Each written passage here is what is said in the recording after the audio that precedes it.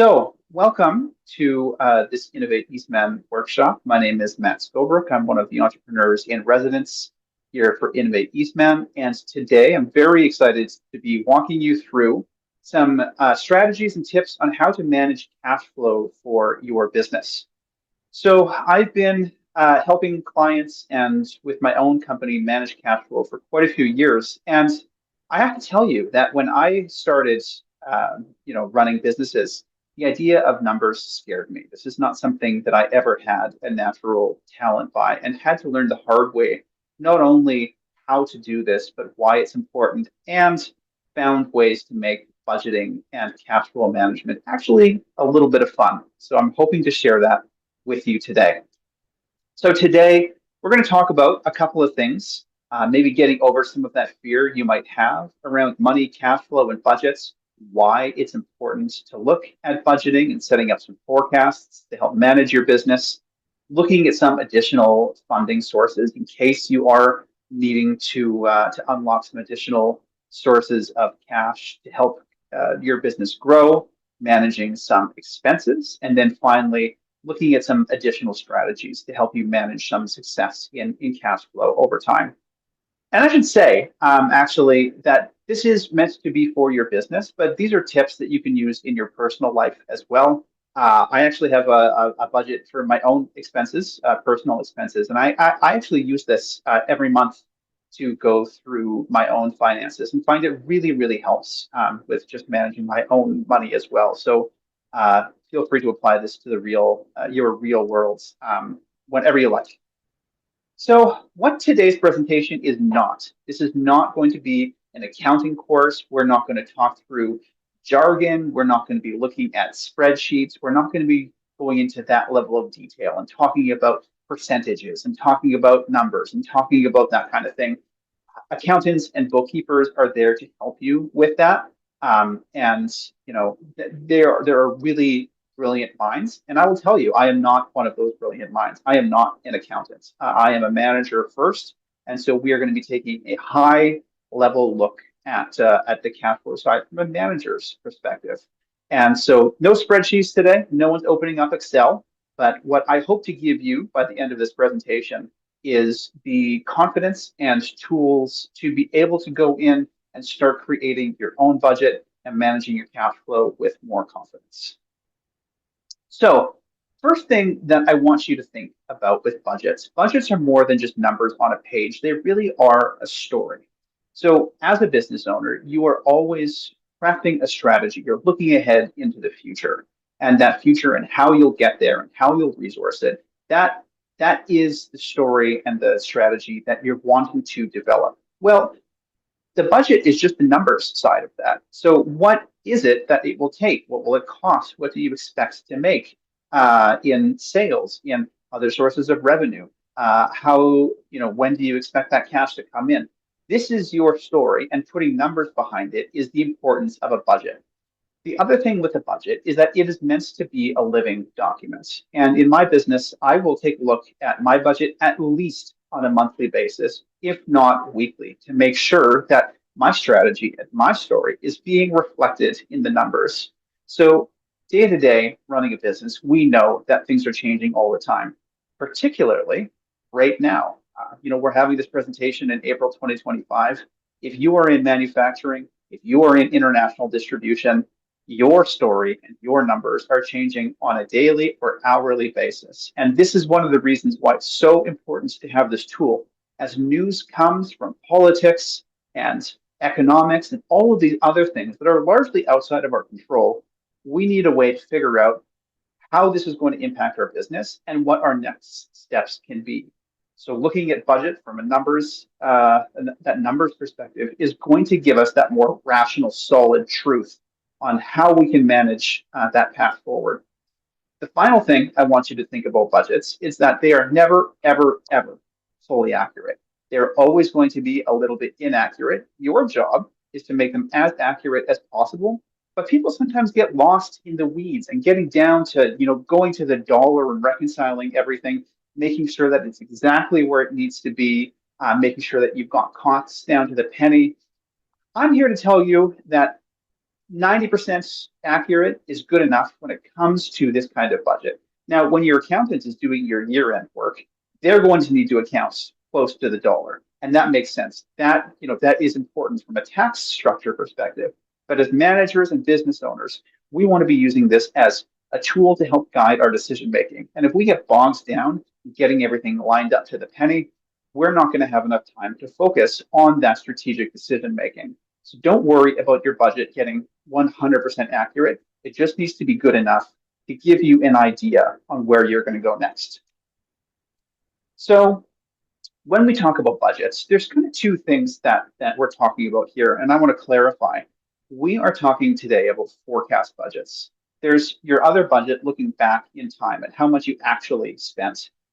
Those numbers don't lie. Those, if you're using good accounting software, you are going to have everything coming in and reconciled in your bank account, in your accounting software, and it'll tell you what you spent. I'm today talking about forecast budgets, looking ahead.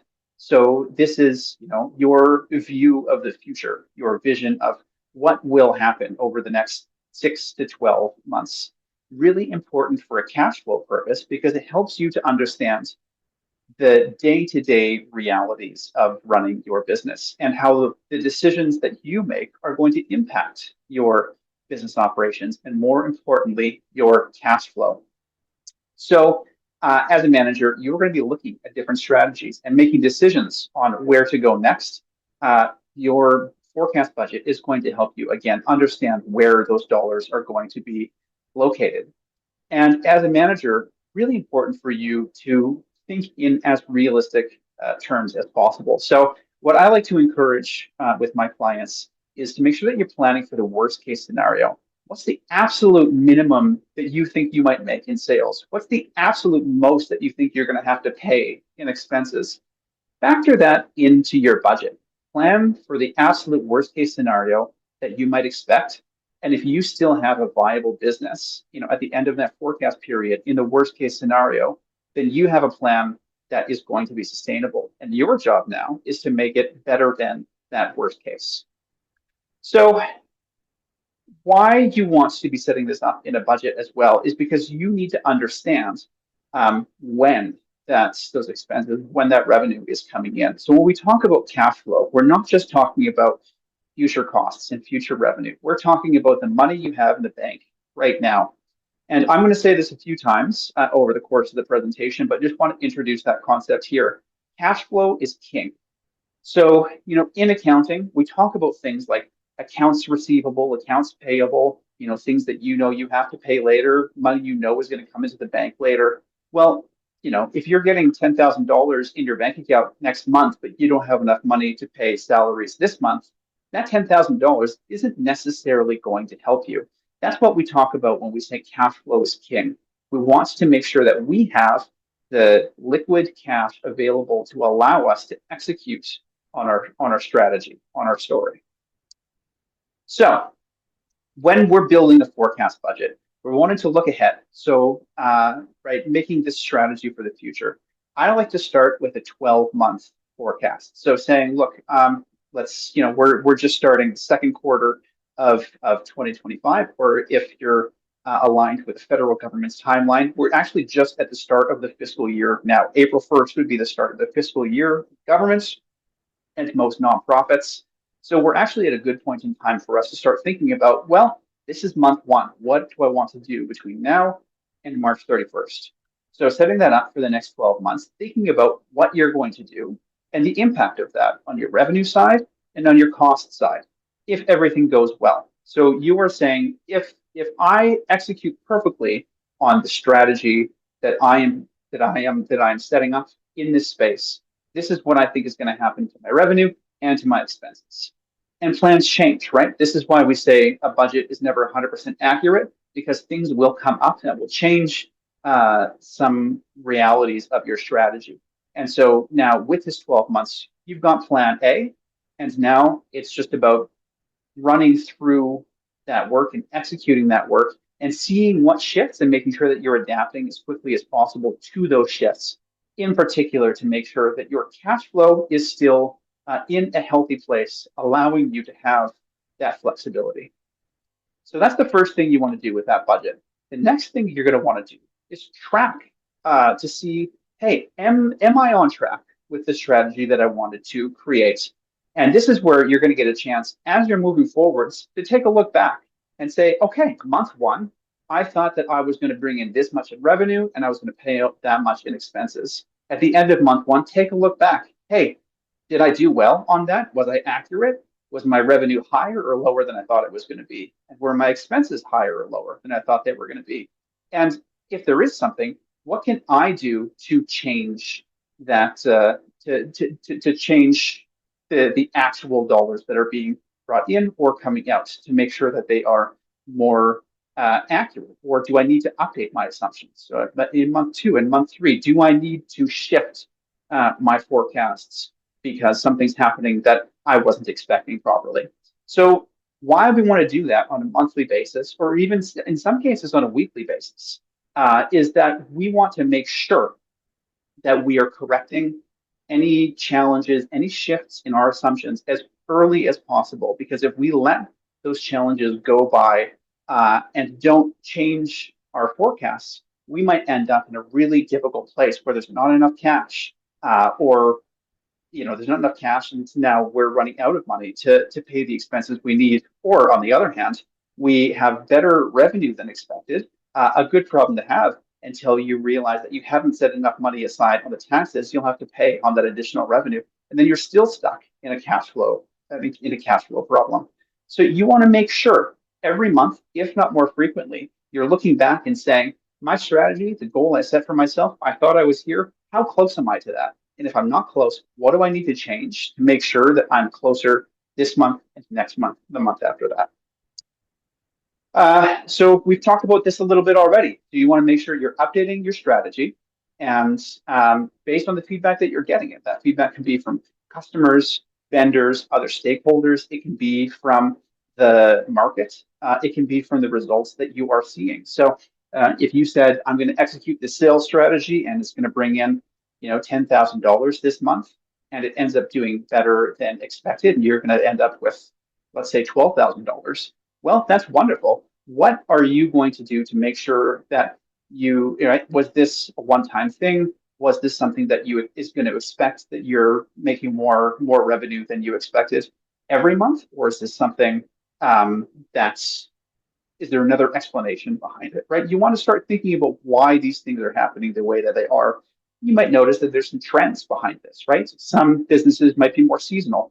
If you're doing snow shoveling, you're going to make a lot more revenue in the winter than you are in the summer. Same for anything to do with outdoor equipment. So seasonality, any trend like that, you might have something where you see more sales during the holiday period. That might be your busiest time of the year. You might find if you're doing something, here in Manitoba, something to do with leisure and outdoors in the summer for cabin country, that might be your busiest time of year. So planning for that in your forecast budget is going to give you the opportunity to meet that demand that you're expecting. Again, just to talk quickly on politics and this tariff issue that's going on, these are trends that are going to affect most of our business in some way. And so our job as managers and business owners is to figure out how we're going to, what the impact is going to be and how we're going to find a path through that. So any feedback that we get, whether it's things that are inside of our control, whether it's things that are outside of our control, we are using our budget to make sure that we are making our strategy as current and as effective as possible. So I promised no accounting. This is the only slide. I'm going to talk about a couple of accounting terms because I think they're really important for every business owner to know. So the first is what we call burn rate. So that is the amount of money that you are spending every month. So if I'm spending $10,000 a month on my company, my burn rate is 10,000. And it's important to think this way because it lets you start to think about, particularly if you have more expenses than you have revenue, how expensive it is to run that business on a month-to-month basis. And when you start thinking in those terms, it's going to force you to act in some way. And we'll talk about some strategies on cash flow at some point, but your burn rate is cash that is coming out of your bank account every month. And so it's really important to make sure that you're staying on top of that. Now, the cash that you have in your account, will help you to pay your monthly expenses. And one metric that we will use as business owners is what we call our runway. So if my burn rate is $10,000 a month and I have 100,000 in my bank account, I have a 10-month runway. I can pay my $10,000 of expenses for 10 months with the cash that I have in my account today. So that's helpful as well, because that tells us how long the company has, before we start to get into existential risk.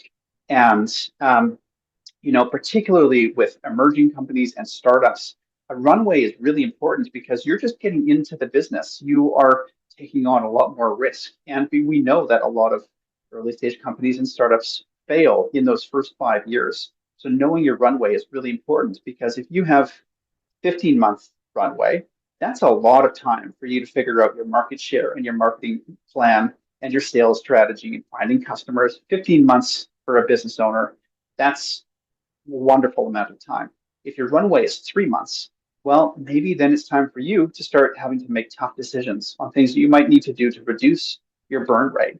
Because if there's only 3 months left in the bank before before that dollar amount reaches zero, then it's time to start considering what else is out there in terms of a path forward, in terms of strategy. And what you're looking to get to in both of these cases is the third concept that I want to bring up here, the break-even point. So pure numbers terms here, what we're wanting to do with a business is have more revenue than expenses. And your break-even point is when that happens. When we're starting a business, typically we have more expenses than we do revenue. So that means we are in the negative every month. Very normal.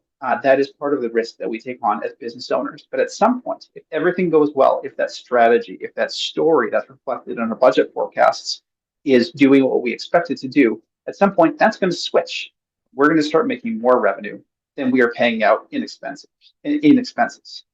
So that break-even point is what we're hoping to get to. And once we reach that break-even point, our job is to make sure that we don't go back into the red as much as possible, but also try and find ways to increase it. So you're making a little bit more every month, a little bit more, or maybe you're just staying stable at a certain level. But getting to that break-even point is a big challenge for a lot of business owners. And with a budget forecast, it helps us to figure out when that point will be, right? Maybe it's in month 7, maybe it's in year 3. We don't know when it will be. But if we build out our forecast and give ourselves a timeline, deadline on when we think that will happen, that gives us a goal to work towards. And then we can make those corrections. We can update our assumptions based on the feedback that we've been getting to help us understand, am I on track to get to my break-even point when I thought I would? If it's going to take longer, what am I going to need to do to make sure that I have the cash flow I need to keep my business healthy? So when we're managing cash flow, there's 3 things, really, 3 categories of things that we can do. The first sounds easy. We just make more money. So we can grow our sales, we can enter new markets, we can discover new customers. The second, we cut expenses. So anything that might be non-essential. And the third thing that we'll touch on a little bit more, we'll touch on briefly, but this could be a whole presentation into itself. We identify other ways to get some cash into our bank account. Because cash flow is king, there are things that we can do to make sure that there's more cash in the account than there was yesterday, right? So go and get a loan, getting some grants, or maybe even getting some investors. So we'll talk a little bit about those options and some pros and cons of each of those strategies. So first, increasing sales revenue. Again, this is something that sounds easier than it is 100% of the time. But, we can find ways to adjust our pricing or adjust our markets to make sure that we are getting a fair price. Customers are seeing value and we're getting compensated fairly for it. So a pricing strategy, there's a lot of different ways that you can price your product or service, whatever it might be. And, again, that's probably a whole presentation as well. But make sure that when you're setting a price, you're setting it, you're not setting it too low. If you're setting it too low, it's very, very difficult to increase prices later on. The easier thing to do is have a bit of a higher price, and then you might need to reduce them later on if you're not finding enough customers. But you can offer discounts, you can have sales that will give you that ability to offer some price decrease. But doing it the other way around might cause some difficulty with your existing customers. So looking at the margins, so how much does it cost you to build or provide that service or make that product? Make sure that your margin is healthy enough that you not only are selling it for more than what it costs to make, but within that margin, you have enough to pay some of those other expenses, whether it's your gas, your utilities, your own salary. All of those things need to be factored in at some point. So looking at pricing is really important. If you are offering something on a subscription basis, you might have some additional options available to you as well. So saying, and most of us books come across this in our daily lives, but if you have something that's for $20 a month, well, maybe I'm going to offer it for $200 a year. So I'm offering a 20% discount. Why am I offering that discount? Because $200 in my bank account today is better than $20 a month over the next 12 months. Because for me, the cash flow, having that cash in my bank account is the most important thing. So if I need to have more cash earlier on, this is one of the reasons that I or any company would offer an annual subscription rather than just an ongoing monthly subscription. You can also look with your product, with your service, at finding other ways to offer value. So maybe you have something that you can offer an upcharge for additional service, additional quality, so tiered pricing, offering various features. Maybe it's something, I have my standard model, and for whatever it is I'm selling, you can have it for $20, but I can give you the premium model, and that one's $50. And some people, not all, but some people might be willing to pay that premium. So think about those ways, right? You have a product, you have a service. There might be something you can do to unlock more value from that thing that you're doing now, or maybe some small adjustments in your strategy will allow you to find a way to charge just a little bit more while keeping your clients happy. The other side of the coin is finding ways to cut expenses. And this is always a really difficult conversation. No one wants to cut expenses. And when we're going through this, it can be a very frustrating, very emotional process. But this is why we have a budget, because you don't know what you can't track. And if you aren't tracking your budget, you are sometimes, not exactly sure all of the things that are coming out of your bank account every month. I know for me, that is especially true if I'm not looking at my credit card statement every month. This is one of the reasons that I have a personal monthly budget, because if I don't track this, I don't know, am I spending $50 on coffee? Am I spending $200 on coffee? It's possible. But if I know that and I look back on my month and I say, oh, I spent too much on coffee this month, I have to make sure I watch that. I have to make sure that I'm not going over my budget. Now I know I have that empirical evidence that allows me to shift my decision making. Coffee for me is an essential, but there might be other non-essential items that you might be able to look at. So, right, if it's in your personal life, maybe you have 3 streaming subscriptions, maybe it goes down to 1 or 2 for a little while, just to make sure that you're decreasing those expenses. In a business, same idea. You might have some costs that are not absolutely essential for you growing the business right now. So taking a look at that, best way to do it, start by measuring, tracking, making sure you have your budget in place. Second thing you might be able to do is look at your cash flow. So again, we talked before about accounts payable, accounts receivable. And so, just to make sure we're all on the same page, an account receivable is money that you are expecting from clients or a partner or something that's going to come to you in the future. You've given them an invoice for a certain amount of money, and that might come in at some point. Accounts payable is when someone's given you an invoice and you have a certain number of days to pay them. So if cash flow is a problem for 1 month, but you have more money coming in next month, one thing you might be able to do is look at changing your payment terms with your vendor, the person who has given you that invoice and expecting payments. If you have a good business relationship with them, you might be able to get a little bit more time to pay that. This is something that depends on the vendor. It depends on the relationship that you have with them. So building that trusting relationship when times are good will allow you to ask a favor. When times are if and when times are a little bit more challenging when it comes to your cash flow. So with your payables and receivables, make sure that when you send out an invoice, that you're getting that money back as quickly as possible. So the standard in the industry is people have what's called net 30. You send an invoice, they have 30 days to pay you back or pay that invoice. If cash is really important, maybe you set that to net 14, so 14 days after you send the invoice, that money is due. Right, find a way to manage that. And on the other side, with your payables, make sure you're paying your bills on time when you're able to, so that if something happens, if you need some leniency, you've built up some trust, you've built up a good relationship with that vendor. And if you need to ask for a little bit more time to pay that bill, that's a really good strategy.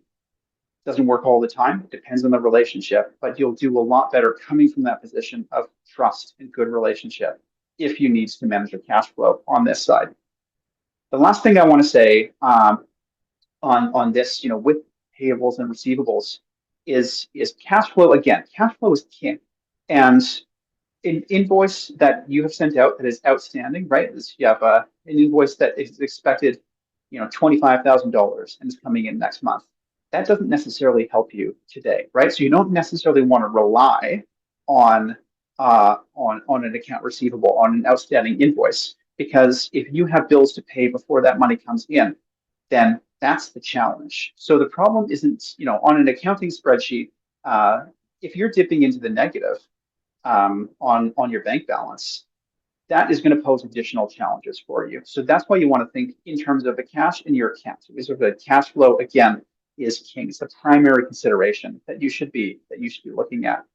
So what happens if your bank account goes below zero? Well, there's a couple of things that you can look at. Business owners here in Manitoba, we have access to a number of grants. So a grant can be from a public or private source, from the government of Manitoba, local economic development agencies, government of Canada, some private sources depending on the industry as well. And they will help you give you dollars towards typically a specific project or initiative. So helping with new hires, offsetting, bringing on a co-op student, or someone like that. If you're looking for market expansion, sometimes there's some dollars to go to trade shows, for travel, for international exports. Research and development is something that Canadian grant ecosystem is very good at funding R&D. And so there's a lot of money out there that you can access. Typically, what you have to go through is fairly time consuming, right? You're filling out these grant proposals and applications, and there's strict eligibility criteria. If you're wanting to hire someone new, sometimes it's like they have to be under the age of 30 and a Canadian citizen or permanent resident, and so it limits a little bit, flexibility you have to execute your strategy, but it brings in dollars. So it is something that is helpful to think about for sure.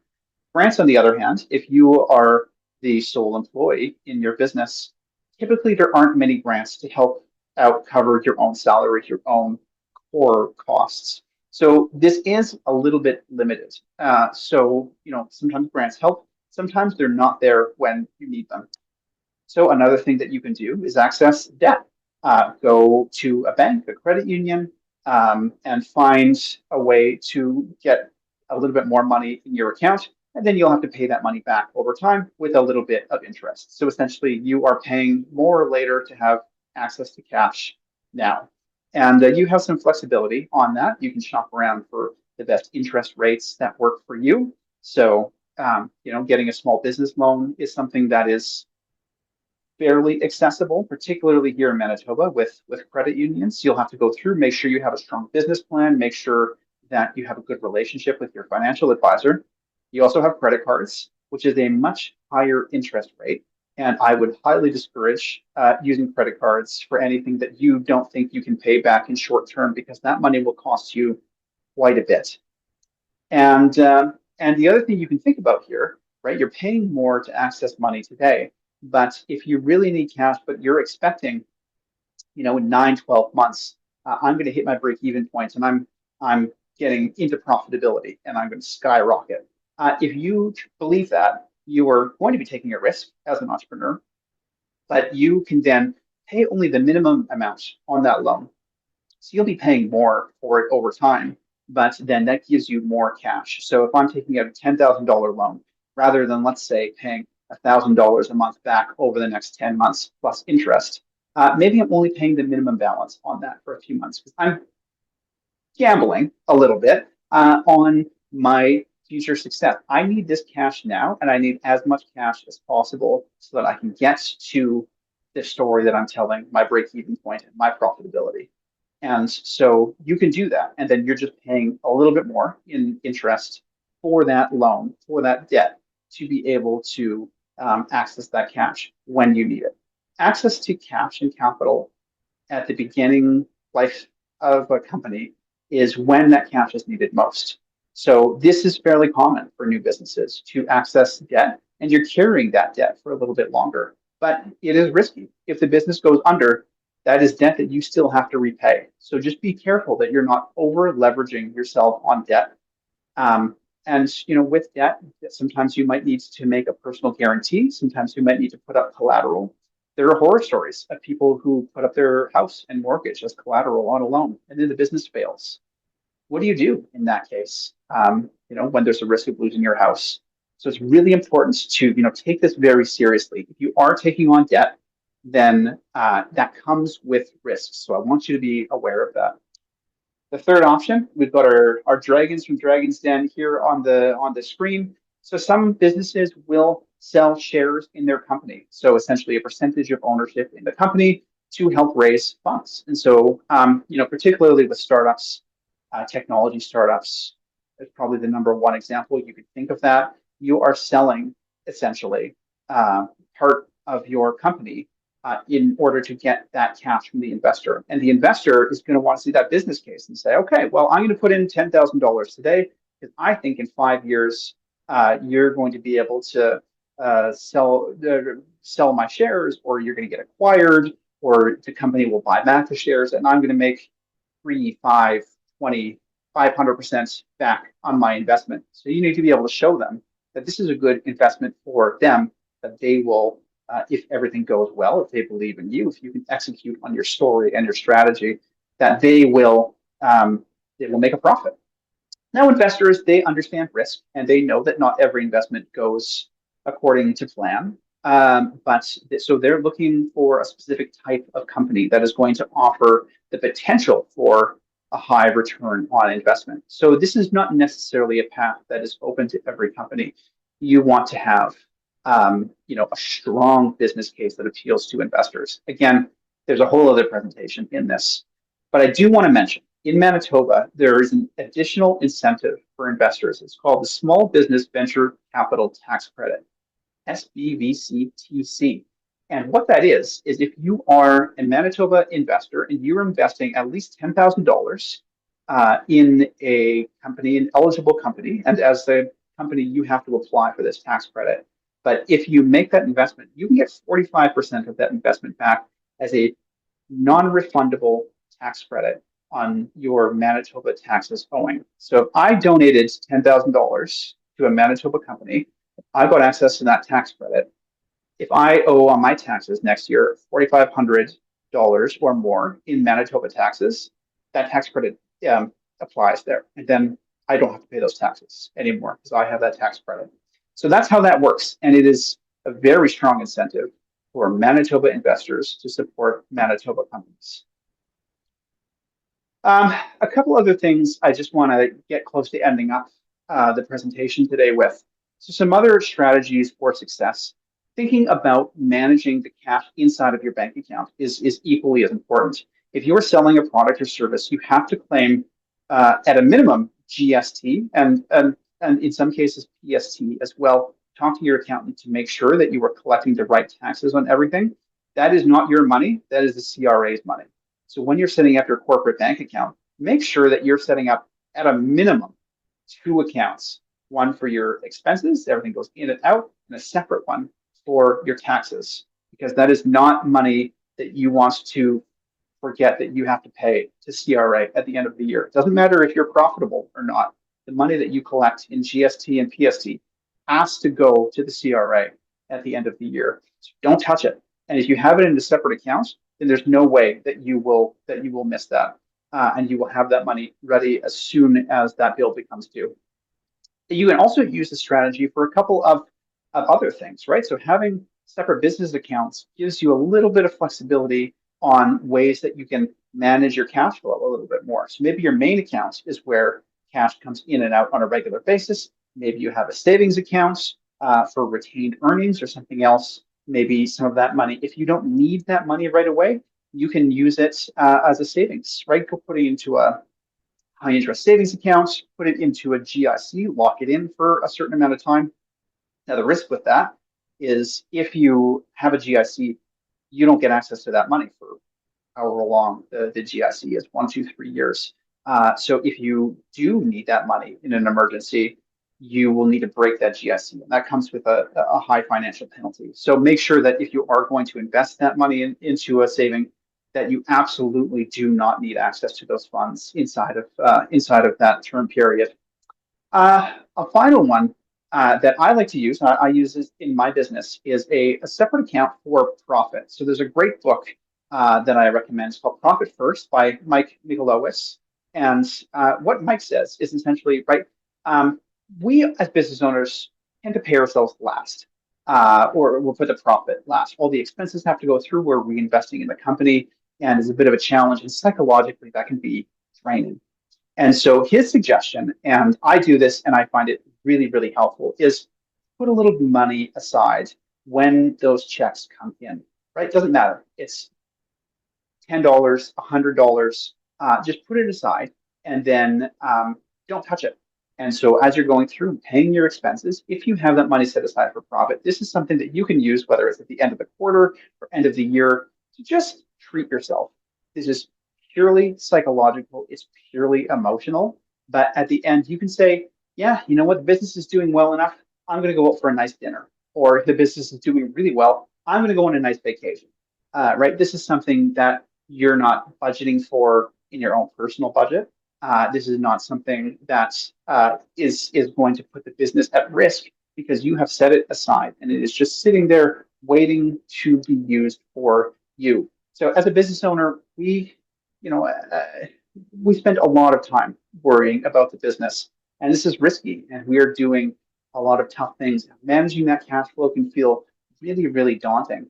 So it is important for us to have good work-life balance. And so this is one way that you can use cash flow to your advantage. You have cash coming in from a sale, put a little bit of it aside for profit. That's for you.